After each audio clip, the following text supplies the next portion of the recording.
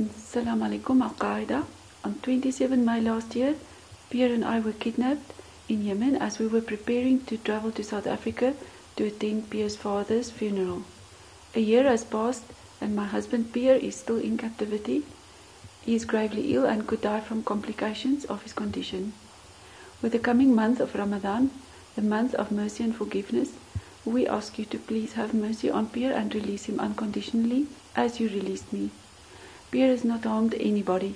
He is an innocent man and a respected teacher. My children and I long desperately for him.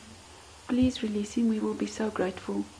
I wish to also express my gratitude to South Africa, from governmental level, gift of the givers, friends and family, the public as well as the media. Thank you for your support, your prayers and compassion. Thank you to God Almighty for sustaining us in this difficult time. I am reminded of the words of Nelson Mandela, who said, "A task looks impossible until it is done. We will not give up until Pierre is released."